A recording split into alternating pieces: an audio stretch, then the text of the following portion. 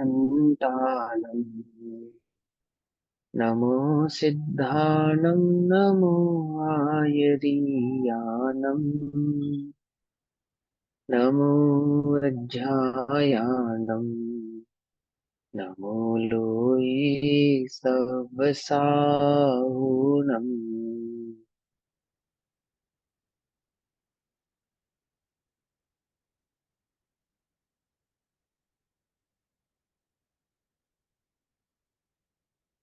ओंकारं बिन्दुसंयुक्तं नित्यं ध्यायन्ति योगिनः कामदं मोक्षदं चैव ओंकाराय नमो नमः।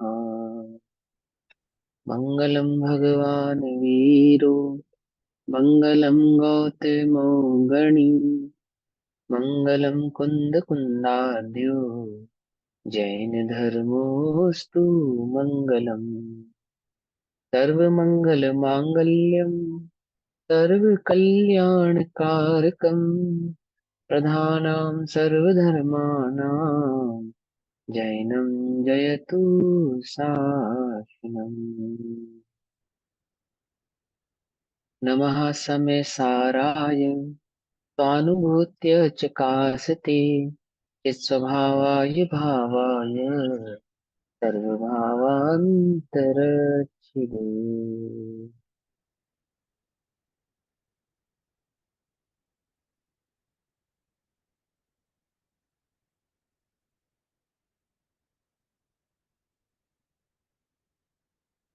हमारी दोपहरकालीन कक्षा का विषय चल रहा है श्री समयसार जी ग्रंथ और श्री समयसार जी में आचार्य अमृतचंद्र द्वारा रचित आत्मख्याति टीका के माध्यम से कर्ता कर्म अधिकार में गाथा नंबर 90 का आज हमें स्वाध्याय करना है।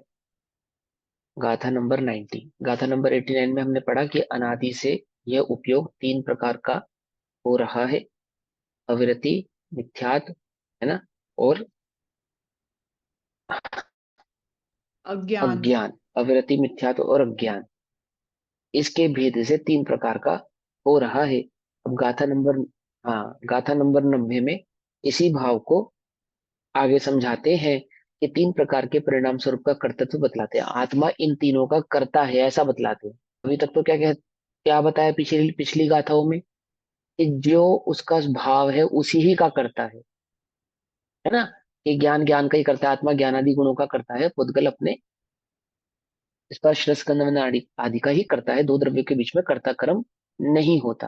तो आत्मा जो अज्ञान रूप परिणमित होता है, अपने अज्ञान का कर्ता आत्मा स्वयं होता है, अपने मिथ्यात्व का कर्ता आत्मा स्वयं है, और अपने अविरत भाव का आत्मा कर्ता स्वयं है। इस भाव को गाथा नंबर 90 में बतलाएंगे। कोई पुद्गल ने आत्मा को अज्ञानी बनाया है या मिथ्या दृष्टि बनाया है या अविरति बनाया है, ऐसा नहीं है। और ऐसा भी नहीं है कि आत्मा में कोई ऐसा गुण हो कि वह मिथ्या दृष्टि हो जाए, ना, आत्मा मिथ्या दृष्टि नहीं होता, तो भी मिथ्यात्व का कर्ता आत्मा है।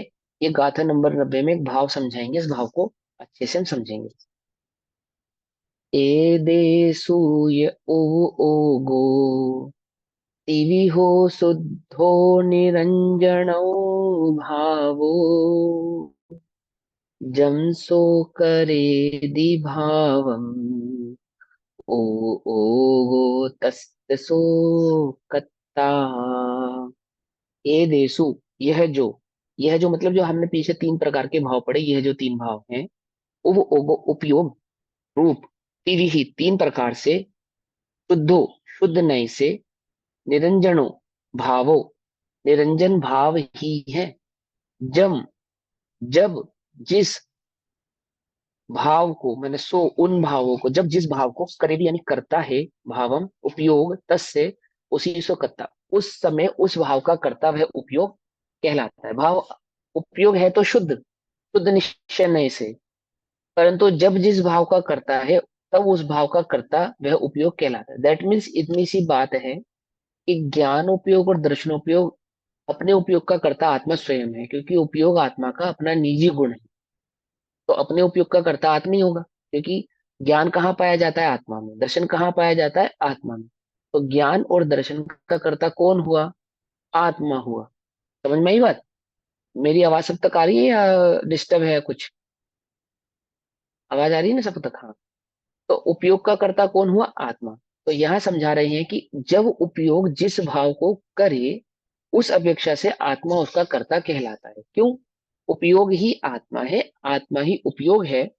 आत्मा और उपयोग के बीच में कोई भिन्नता नहीं है। समझ में आई बात? ज्ञान की अपेक्षा से नहीं, गुण की अपेक्षा से द्रव्य को कहना और द्रव्य की अपेक्षा से गुण को कहना, तो द्रव्य और गुण आपस में कोई अलग नहीं है। पिछली कक्षाओं में इन बातों को स्पष्ट तरीके से समझाया है। अभी यहाँ ये समझा रहे हैं कि उपयोग का कर्ता आत्मा है। निश्चय से देखा जाए तो आत्मा शुद्ध ही है, परंतु जब जिस भाव में उपयोग रहता है तब उस भाव का कर्ता आत्मा कहलाता है। उपयोग आत्मा में रहे तो आत्मा अपने ज्ञानादि दर्शनादि गुणों रूप ही परिवर्तता है। और वही उपयोग जब पर में जाता है, पर में जाता है दैट मीन्स पर को अपना मानता है, तब मिथ्यात्वादी भाव का कर्ता आत्मा है, ऐसा कहने में आता है। अशुद्ध निश्चय ने और शुद्ध निश्चय ने की अपेक्षा से इन बातों को यहाँ पर समझाएंगे। इससे ही है उपयोग त्रयविद, शुद्ध निर्मल भाव जो, जो भाव कुछ भी वह करे, उस भाव का करता बने। ठीक है ना? उपयोग त्रिविध है। शुद्ध निर्मल भाव जो है, तो आत्मा शुद्ध निश्चय से कैसा है? निर्मल है, निरंजन है, शुद्धमय है। परंतु उपयोग की अपेक्षा से तीन भाव का कर्ता यह आत्मा कहला रहा है। अब वहां पे तीन का भेद है ऐसा नहीं है इस अपेक्षा से शुद्ध का, माने ज्ञान दर्शन चारित्र ऐसा आत्मा में कोई भेद है ऐसा नहीं है। परंतु उपयोग की अपेक्षा से मिथ्यात अविरति और अज्ञान का कर्ता आत्मा है, ऐसा हम यहाँ पर समझा रहे हैं। एतेषु च, अनादि से ये तीन प्रकार के परिणाम परिणाम विकार होने से, अनादि से तीन प्रकार के परिणाम विकार गाथा नंबर 89 में जो हमको समझाए। उपयोग, आत्मा का उपयोग, शुद्ध, यद्यपि, शुद्ध नहीं से शुद्ध, निरंजन, भाव, एक भाव है, तथापि, शुद्ध निश्चय ऐसे देखा जाए, वस्तु स्वरूप से देखा जाए, वस्तु को देखा जाए तो आत्मा कैसा है कि एक है, निश्चय से शुद्ध है और नान दर्शन से होता हुआ समग्र है। समग्र है मतलब एक रूपता को लिए हुए है, उसमें कोई भेद नहीं। फिर भी, तथापि, त्रिविधा, तीन प्रकार का होता हुआ, तीन प्रकार का होता हुआ सह उपयोग, वह उपयोग, यम, जिस भावम अर्थात जिस भाव को करोति स्वयं करता है, उस भाव का कर्ता भवती होता है, अर्थात उस भाव का कर्ता कहलाता है या उस भाव का कर्ता होता है।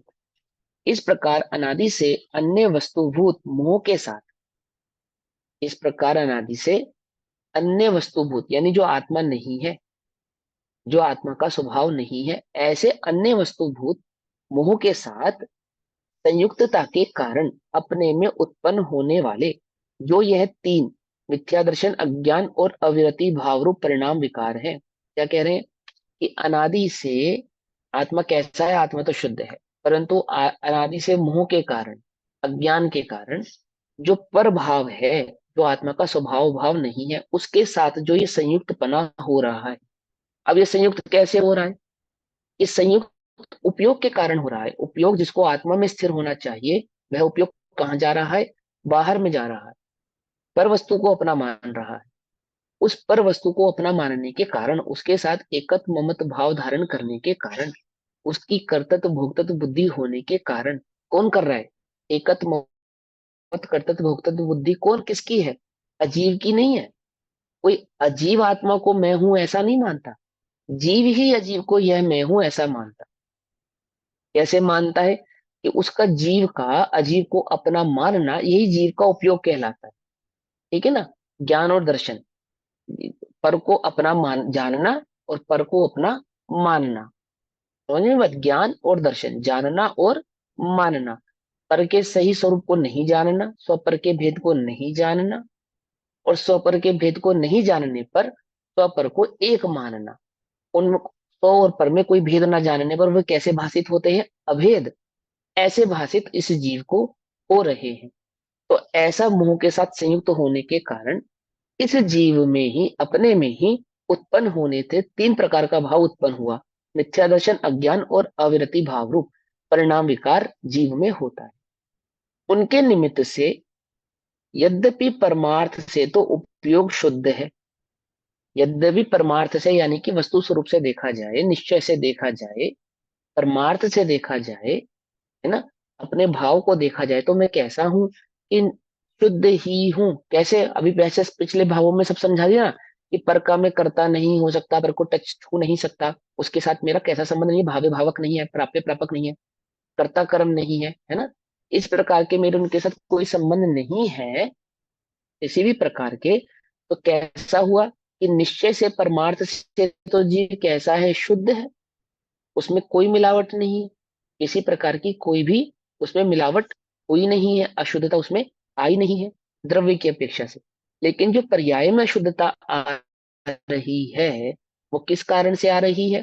कि वह द्रव्य जो आत्म तत्व है, उसका जो उपयोग नामक गुण है, वो स्व में स्थित न होकर पर की ओर झुका हुआ है, पर में जा रहा है। पर में जा रहा है, कैसा जा रहा है? मोह संयुक्त, संयुक्त हो रहा है, पर के साथ एकत्व ममत्व भाव को धारण कर रहा है। परमार्थ से देखा जाए तो उपयोग शुद्ध है, निरंजन है और अनादि निधन वस्तु के सर्वभूत चैतन्य भावपने से एक प्रकार का है। इस अपेक्षा से चैतन्य भावपने से देखा जाए तो एक ही प्रकार, मात्र चैतन्य भाव ही है, अन्य कुछ नहीं है। चैतन्य भाव मात्र ही। तथापि फिर भी अशुद्ध, तांजन और अनेक भावता को प्राप्त होता हुआ तीन प्रकार का होकर, यानी मिथ्या दर्शन, मिथ्या ज्ञान और मिथ्या चारित्र, ऐसे तीन प्रकार का होकर स्वयं अज्ञानी होता हुआ कर्तृत्व को प्राप्त विकार रूप परिणमित होकर जिस जिस भाव को अपना करता है, उस भाव का वह उपयोग करता होता है। अर्थात जिस जिसको अपना मानता है, उस भाव का वह करता होता चला जाता है। मिथ्यात्व को अपना मानता है, मिथ्यात्व को अपना मानता है, दैट मीन्स पर को अपना मानता है, तो मिथ्यात्व रूप भाव उसको प्रकट होता है, यही उसका अज्ञान है ना। और यहीं से उसको असंयम या अविरति भाव प्रकट होता है। भावार्थ। पहले कहा था कि जो परिणमित होता है सो करता है। पिछली गाथाओं में क्या समझाया था? कि जिसका जो भाव होता है उसी का वह करता होता है। यह अज्ञान रूप होकर उपयोग परिणमित हुआ। उपयोग का परिणमन कैसा हो रहा है? अज्ञान भाव के साथ परिणमन, अज्ञानता के साथ परिणमित हो रहा है, पर के साथ संयुक्त परिणाम होने के कारण। इसलिए जिस भाव रूप वह परिणमित हुआ, इसलिए आत्मा जिस भाव रूप परिणमित हुआ, उपयोग जिस भाव रूप परिणमित हुआ, उस भाव का उसे कर्ता कहा है। ठीक है ना। शुद्ध निश्चय नय और अशुद्ध निश्चय नय की अपेक्षा से, अशुद्ध निश्चय नय की अपेक्षा से राग का कर्ता कौन है? आत्मा। आत्मा रागी है। ठीक है ना। आत्मा रागी है अशुद्ध निश्चय नय की अपेक्षा से। अशुद्ध निश्चय नय क्यों कह रहे हैं यहाँ पे? कि जो नहीं है उसको अपना मान रहा है। अपना मान हुआ नहीं है अपना। देखो, पानी ने, दूध ने पानी को अपना मान लिया, या तुमने दूध और पानी को एक मान लिया, तो क्या दूध और पानी- तुम अगर दूध को एक मान लो, क्या दूध और पानी बहुत एक हो आवाज आ रही जाएंगे? है आपकी, थोड़ी बहुत ब्रेक हो रही है भैया। हाँ, आज तो थोड़ा सा नेटवर्क थोड़ा सा प्रॉब्लम कर। दूध और पानी को एक मान लो, तो क्या दूध और पानी एक? ऐसे ही आत्मा ने पर को अपना मान लिया। पर को अपना मान लेने से कोई पर आत्मा का अपना थोड़ी हो जाएगा। तो निश्चय से देखा जाए, यदि परमार्थ से देखा जाए, अपना मान लेने भर से कोई वस्तु अपनी नहीं होती है। परमार्थ से देखा जाए तो अपना मान लेने भर से अपनी होती नहीं है ना। तो इस अपेक्षा से तो आत्मा कैसा है? शुद्ध ही है। अपनी मानी तो है, हुई तो नहीं ना। लेकिन जो इसने माना है ना, माना इसको, पर को जो अपना माना है, इस विकारी भाव का करता तो आत्मा स्वयं ही है। समझ में बात? उस विकारी भाव को यहाँ पे क्या कहते हैं? कि इस प्रकार उपयोग का कर्ता जानना चाहिए। यद्यपि शुद्ध द्रव्यार्थिक नय से आत्मा करता नहीं है। यदि शुद्ध द्रव्यार्थिक नय से देखा जाए, वस्तु स्वरूप से देखा जाए, स्वभाव से देखा जाए, कि अपना मान लेने से तो आत्मा का हो जाएगा नहीं। कैसा रहने वाला है? जैसा आत्मा है वैसा ही रहने वाला है। कैसा है आत्मा? शुद्ध है, निरंजन है, एक है। ठीक है ना? तो वैसा ही है। परंतु तथापि उपयोग और आत्मा एक वस्तु होने से, उपयोग कोई आत्मा से भिन्न तो नहीं है। उपयोग ही आत्मा है, आत्मा ही उपयोग है। ज्ञान और दर्शन किसके हैं? वे स्वयं आत्मा के ही हैं। तो होने से अशुद्ध द्रव्यार्थिक नय से आत्मा को भी कर्ता कहा जाता है। उन्हें उपयोग के कारण, वह उपयोग जो परिलक्षित हो रहा है, पर में जा रहा है, उसके कारण उस उपयोग के आधार से उस आत्मा को पर का कर्ता कहा जाता है, अर्थात मिथ्यात्वादी भावों का कर्ता कहा जाता है। अब यहाँ कहते हैं कि जब आत्मा के तीन प्रकार के परिणाम विकार कर्तत्व होता है, यानी तीन प्रकार का ऐसा कर्तत्व भाव प्रकट होता है, अज्ञान, अविरति और मिथ्या, तब पुद्गल द्रव्य अपने आप ही कर्म रूप परिणमित होता है। कोई आत्मा पुद्गल को परिणमित करा के स्वयं से बांध लेता है, ऐसा नहीं है। यहाँ आत्मा स्वतंत्र योग्यता से इस प्रकार के परिणामों का करता है, अपने उपयोग का करता है। और वहां बाह्य में जो पुद्गलादिक द्रव्य हैं, वे कर्म रूप होकर परिणमित होते हैं। सहज ही इन दोनों के बीच में ऐसा निमित्त नैमित्तिक संबंध या भाव को जानना और समझना चाहिए। गाथा नंबर 91। जम कुणदी भाव मादा कत्तासो होदितस्य भावस्य तम्मत्तं परिणमदे तं हि स्वयं पोग्गलं दव्वम्। जम, जिस, कुणदी, करता है, भाव मादा, भाव को आत्मा, भाव मादा, भाव को आत्मा करता है, जिस भाव को आत्मा करता है, कत्ता करता है, तो ओदी वही होता है, तस्य भाव से, वही भाव का करता आत्मा हो जाता है।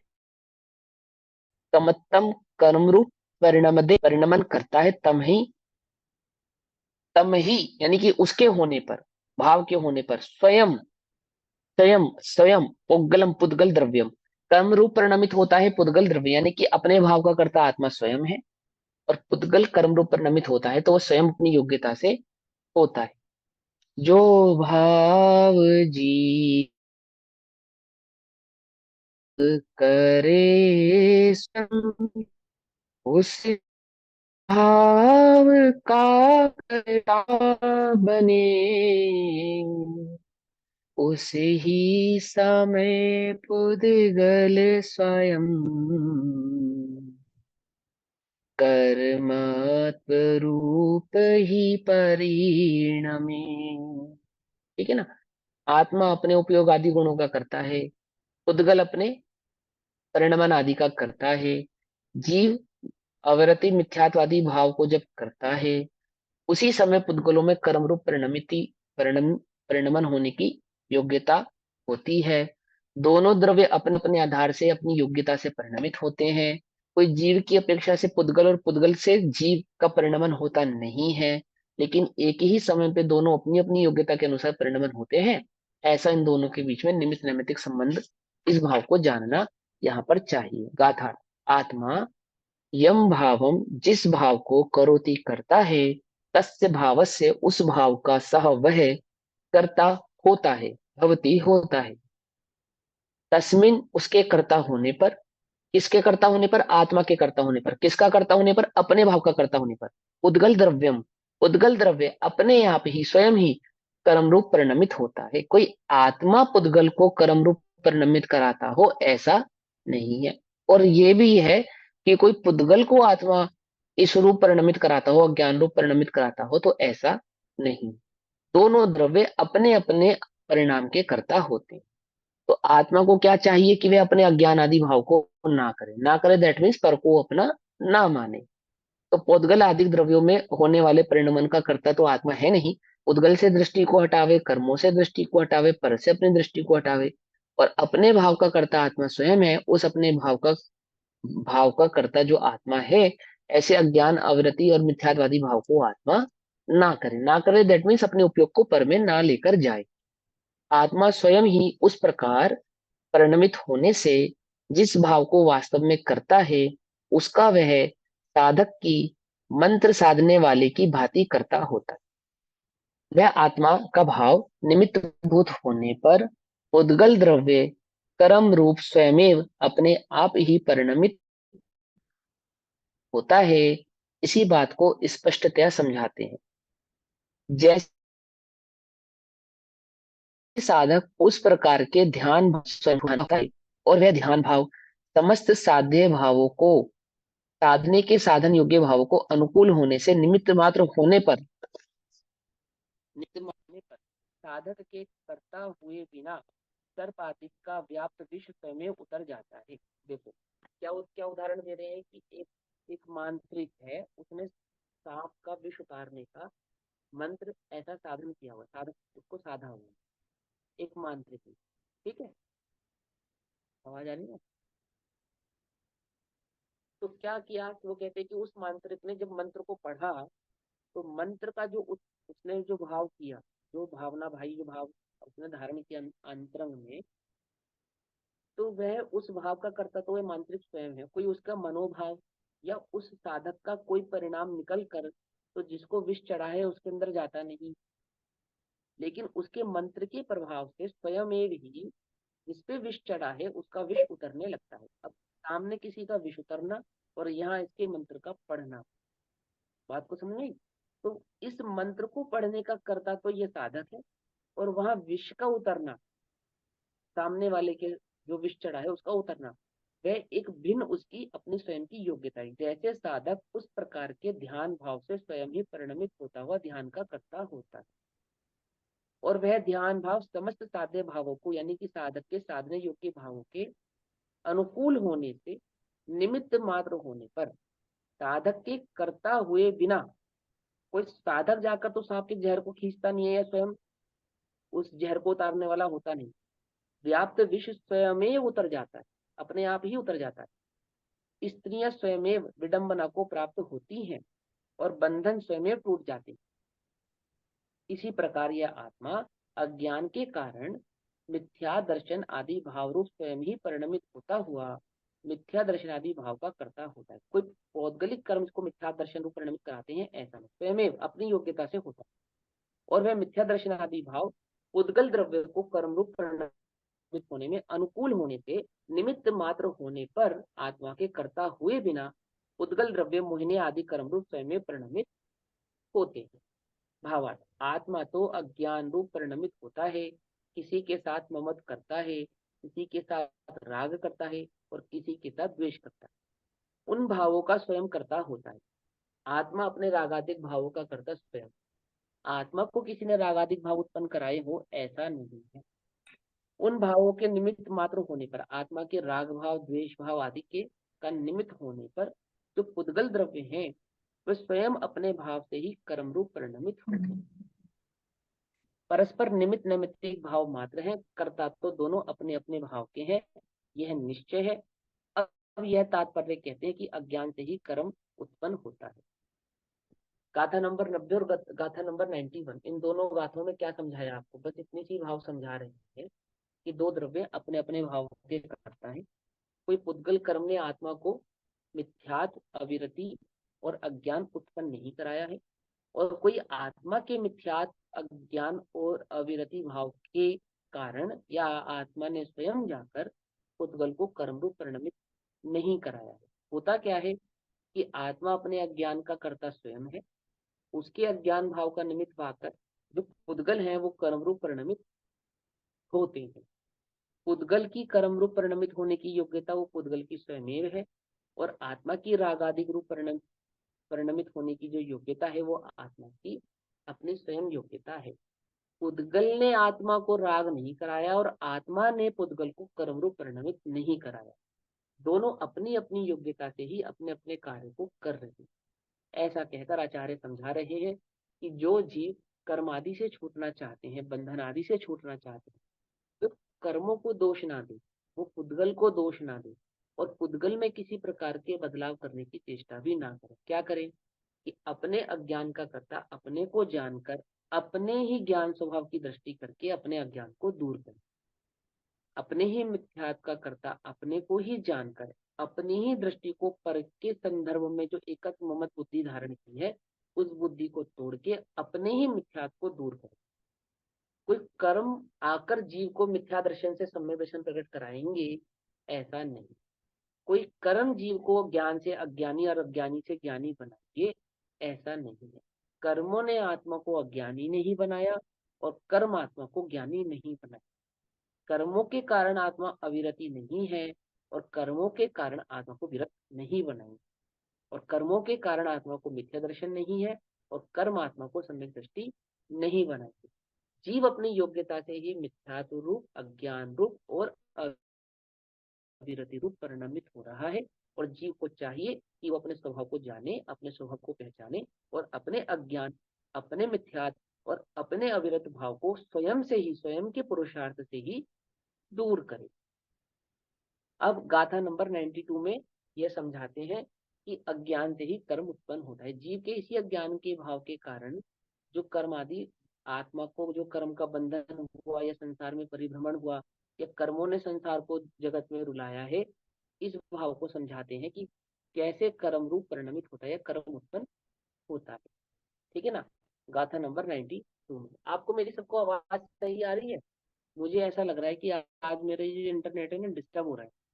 हाँ, बीच बीच में ना हल्की हो कुछ ब्रेक जाती हो है रही है ना आवाज। आवाज? डिस्टर्ब तो हो रहा है लेकिन आवाज ठीक आ रही है। डिस्टर्ब हो रहा है लेकिन वॉइस कट नहीं रही है आज। आते रुक जाती है, आते कुछ तो हो जाती है। नहीं एक नहीं, डिस्टर्ब। साधक और साध्य का मतलब भी बताना। साध्य का मतलब होता है साधना। जो साधना, साधने के, जिसको साधन करना हो, जिसका जिसको साधना हो। साध्य साधन। मैंने एक मंत्र की साधना की, इसलिए कि किसी आमुक वस्तु को प्राप्त करने के लिए। तो जिस जिस आमुक शक्ति या जिस आमुक वस्तु को मैं प्राप्त करना चाहता हूँ, वो हुआ साध्य। और मंत्र हुआ साधन, कि मंत्र के द्वारा एक XYZ वस्तु को प्राप्त करने का भाव। तो जिसको प्राप्त करने का भाव है वह साध्य। जैसे मोक्ष है साध्य और रत्नत्रय है साधन।